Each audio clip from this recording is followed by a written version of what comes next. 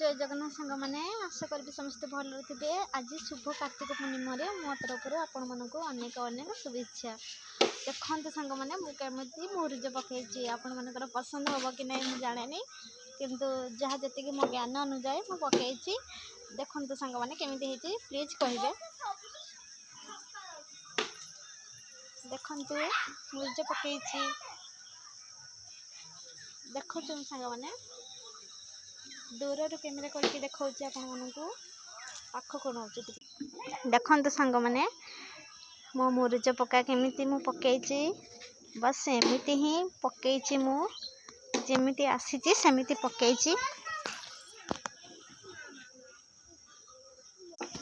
देखिले तो आपण मान गोटे कथा कहबी आमर जमीती घर गोटे दंभ कहवाक गले घर मझी दुआ खुंट सी ही घर को मजबूत करके रखी था। सेमती गोटे परिवार सबुठ दंभ है घर मुरबी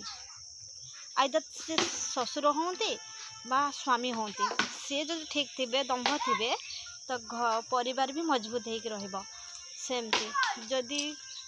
परिवार सदस्य गुरुजन जी मुरबी सी जदि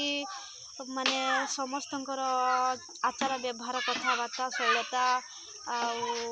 खराब बा भल बा सब किसी को हैंडल कर ठीक चलई पारुथिबे तो से घर ही ठीक मजबूत। आउ पिला मान आउ किछि घर अच्छी छोट छोट कथा को लेकिन झगड़ा करवा मान मनंतर हवा से पार्टी करवा बा एमती किसी परिवार अच्छी जहाँ को पुओ धर नुआ कर बाहर आसला किछि दिन गला परे वर्षे 6-7 मास गला परे पुओ को अलग कर दौरान कहीं बहु खराब आपण मैंने कहतु गोटे पर झी जाए केवल गोटे घर सजाड़िया घर भांगापी नुह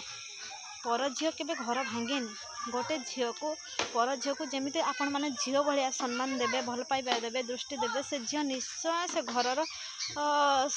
निज पण तो ढांकिला भाया ता छुआ मान को जमी विपद आपद घोड़े रखे सेमती से घर परिवार प्रति भी सेमती से रही माने किसी भी कला छाई मांडा दबनी किंतु से परिवार सदस्यर व्यवहार आउ कथबार्तार शैलता गोटे नारी की चेंज कर दिए। सी सासू होती ससुर होती ननंद मैंने होती बायदा स्वामी होती तेणु